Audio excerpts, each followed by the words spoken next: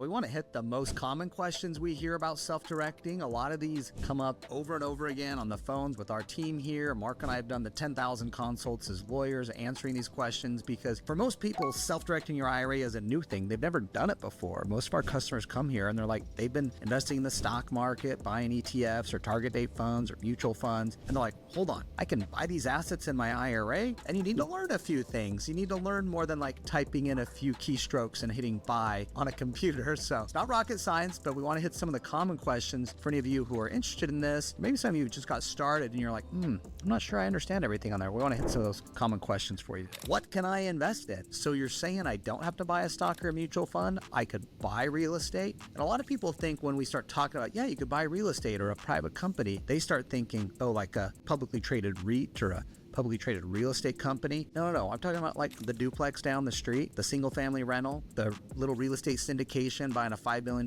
building, you put $100K in. I mean, those are the types of deals your IRA can actually invest in. You can invest in other big private assets, but they can buy these, even these unique little assets, you can buy those, invest in them with your IRA. Those are like the common assets, I would say real estate, whether it's a rental, a flip, lending on it, private fund, precious metals, crypto. These are the types of assets you can buy. The most common, really, anything's fair game. We'll hit some restrictions here in a second, but that's the things you can invest in with your self-directed IRA. All right, number 2, what can't I invest in with my IRA? I'll kind of give a little list. One is you can't invest your IRA into something that is not allowed under law. Under federal law, for example, your IRA, because it's a federal monitored, or I guess you'd say federally regulated tax strategy or tool, cannot invest in a cannabis operation. Now, it's allowed at the state level in a number of states, but it's not allowed at the federal level. So your IRA cannot invest in something that is not allowed under law. Obviously, drug dealing or,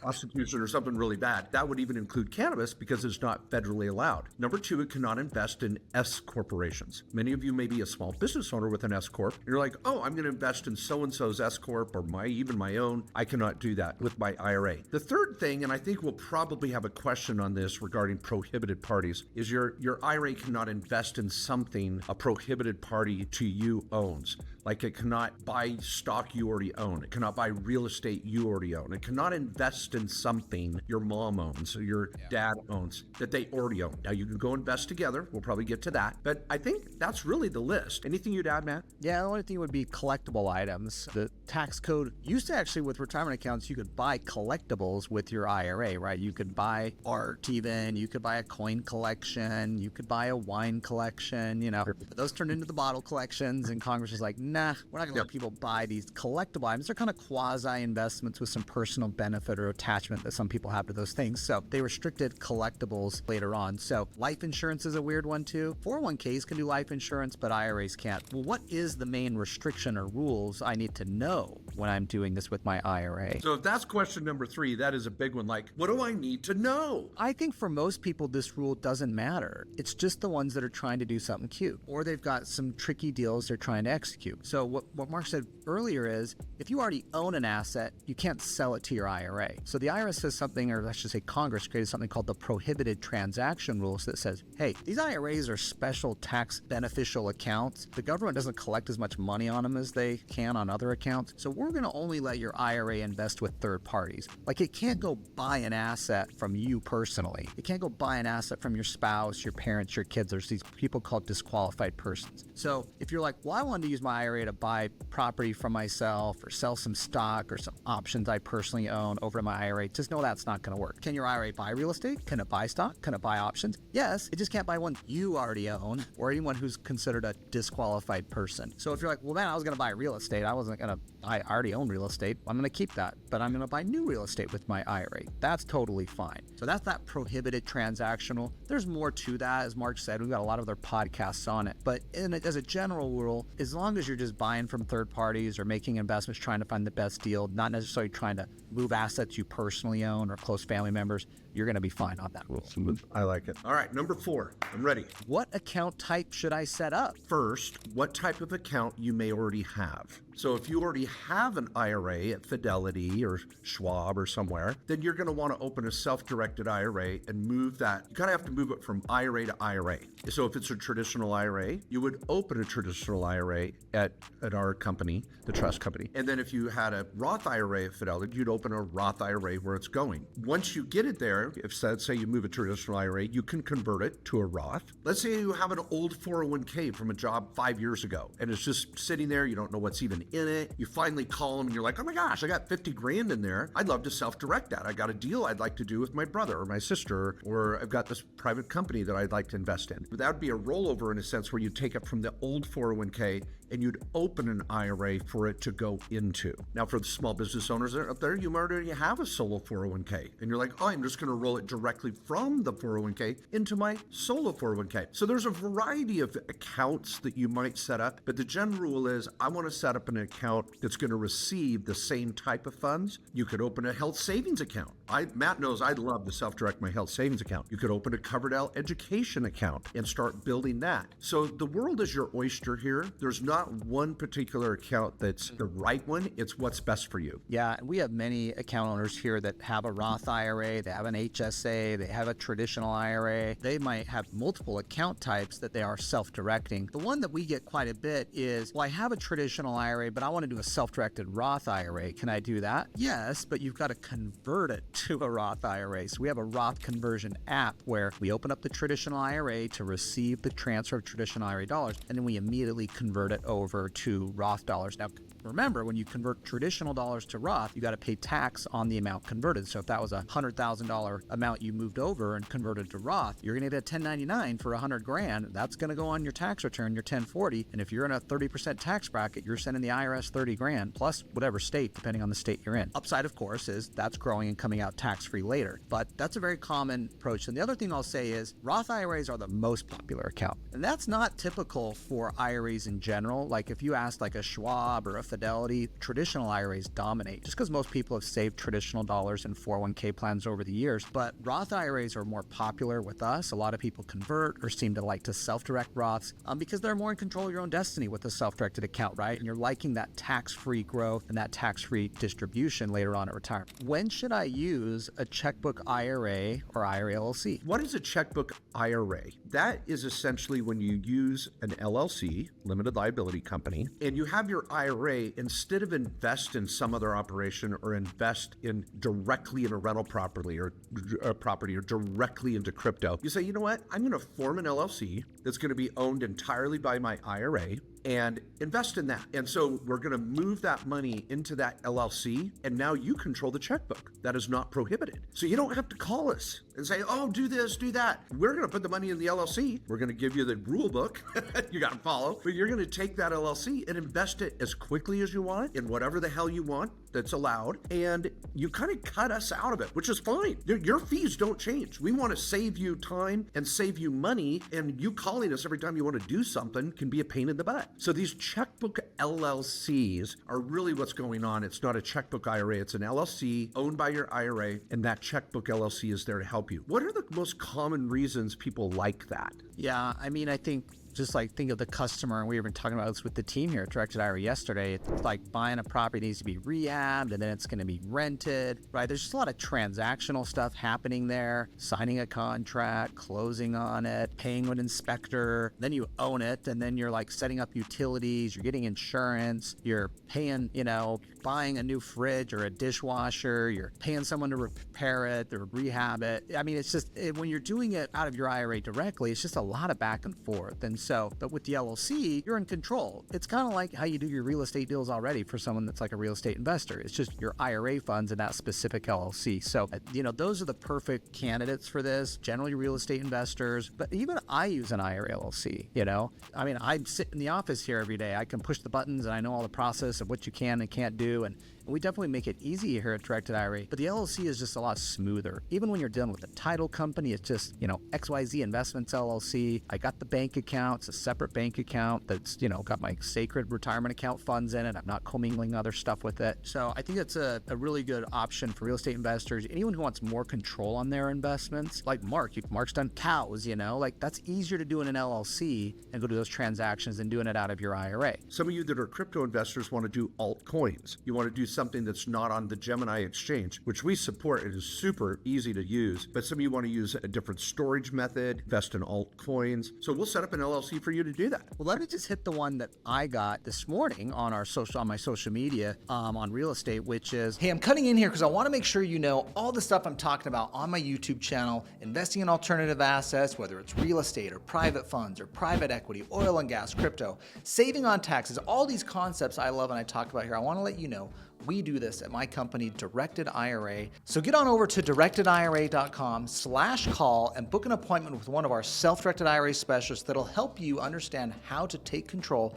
of your retirement. Was the question, I heard you cannot do real estate flips with an IRA, and that was the question. And the answer to that is you actually can do real estate and flip a property with your IRA. The issue is something called UBIT tax. See, when an IRA is investing in real estate or any asset, it's supposed to get investment income, like capital gain income when you sell it, let's say rental income as you own it. But if you're deemed to be in the business of buying and selling real estate, where you're like buying a property every month and flipping it and selling it, that's not investing in real estate. That looks more like inventory, and that your IRA is in the business of real estate. So if you're a real estate flipper and you're like, well, I want to start doing this in my IRA, we're going to look at that and say, well, how many are you going to do in your IRA? If you're like, well, I'm going to do 1 or 2 a year, I'm like, don't worry about it. Go flip those properties in your IRA, not a problem. If you're like, well, I'm doing one every month, I'm like, I got a problem. You can do it with your IRA, but now you're going to pay this tax called UBIT, unrelated business income tax. That is a 37% tax, and that's going to cut into your profits. You may not want to do that in your IRA. So it's not that you can't do it. It's just you need to learn the rules on it. Make sure you're not doing too many where that tax can apply. But we have a lot of clients that'll do 2 or 3 flips a year in their IRA, and then they do 2 or 3 next year. Their spouse could do 2 or 3 in their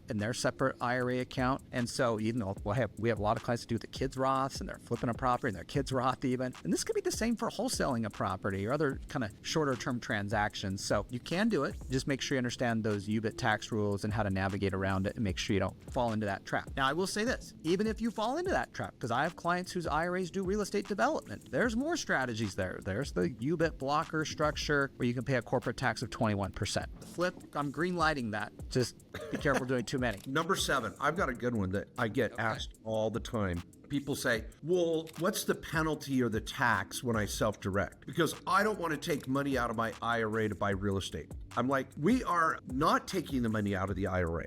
There is no tax. There is no penalty. You can self-direct a Roth. You can self-direct an IRA. And they'll say, well, I need a self-directed IRA. How is that different than a regular IRA? It's still an IRA. It's just you've moved it to a company that allows you to invest in what the hell you want, and they don't take a commission for it. And it is self-directed. Great question. I saw that question actually on one of your YouTube videos, Mark, on self-directing and buying real estate with your IRA. And someone had this long, lengthy comment. I usually don't read all these comments, but I just, got bored. What can I say? And it was this long, length about it's a penalty to do it. Why would you buy real estate with your IRA and take the money out? And it was like, you missed the point, lady. You missed the point. Can I use my existing retirement account to fund my self-directed IRA? And that's what most people are doing. So if you're like, well, I have this old 401k, or I have this TSP, or this 403b, or I have a brokerage IRA, or an IRA at my credit union that has a CD, can I use that to self-direct? Yeah. But you need to get to a self-directed IRA custodian, what we do at Directed IRA, because all those providers before in those accounts, they're going to let you buy, the menu of stocks, bonds, mutual funds, ETFs. Where you're like, well, no, I want to self-direct, but I want to use those dollars. That's what we're talking about here. You open the self-directed IRA account, and then we can move those dollars, not taxable, no penalty. It's not an early distribution. Let's say you have an IRA at your local bank or credit union. That's still an IRA at Directed IRA. It's like you went from Charles Schwab to Merrill Lynch. Okay, you just moved the provider of the account. And so not taxable, no penalty. And we can definitely do transfers and rollovers of those funds, which are not taxable, over to the self-directed account. And that's what our team does. We have a whole funding team, by the way, that helps do those transfers and process those things with the old retirement account provider or your your existing custodian of your IRA. Number 9, I don't know if it's as much of a question. It always comes in a weird way, but it's a misconception. They'll say, well, I'm too old to self-direct, or how old do you have to be to self-direct? You could be 80 years old and still invest in your IRA. And if you even convert it to a Roth, at that point, you don't have to do these required minimum distributions. If you're thinking the kids are too young, or I'm too old, or my grandma's too old, oh, no. I'd rather you set up an account for your grandma, fund it for her, and help invest it, and you're the beneficiary when she passes away. Now you've got a tax-free ATM because you don't have to wait till you're 59 and a half with an inherited Roth. Those things are golden, so you're never too old. Generally, traditional IRAs, when you reach age 73, you have to start pulling money out of that. So you might need to keep that in mind. Don't go buy all of your traditional IRA funds and go buy raw land or some asset or a private fund that doesn't have distributions or income coming off of it. So, because you will have that RMD issue. But again, it's Roth accounts, knock yourself out, keep investing that, and you can do that at any age. Even the traditional accounts, we have clients in their 70s and 80s still with self-directed traditional accounts, but they have income on it, or they have other IRAs they can use to satisfy their RMD. All right, number 10, what should I invest in with my self-directed IRA? You've talked about what I can and what I can't, but what should I invest in with my self-directed IRA? Because that answer is different depending on who you are. And we look at the largest accounts here. The accounts have 2 million plus at directed IRA. I'm just telling you, they are all doing different things. There is not a consistent theme. If they're doing real estate, they're doing different real estate strategies. They're even in different markets. If they're investing in private funds or private companies, they're different private funds and different private companies. And so all the different things you can invest in, we see clients that have success doing what they know, what they've developed some expertise in, what they've got good at from when they started investing to wherever they're at now as they've learned and grown and built that account over time. So the only thing I would say is have patience, find the things that you like and you know that you have conviction and believe in are going to be valuable either from an income or growth standpoint over time, and then focus your investing on those things. Don't try to do everything. Don't try to be a wizard at every asset class, from crypto to oil and gas to real estate to private companies to startups to venture capital to private equity.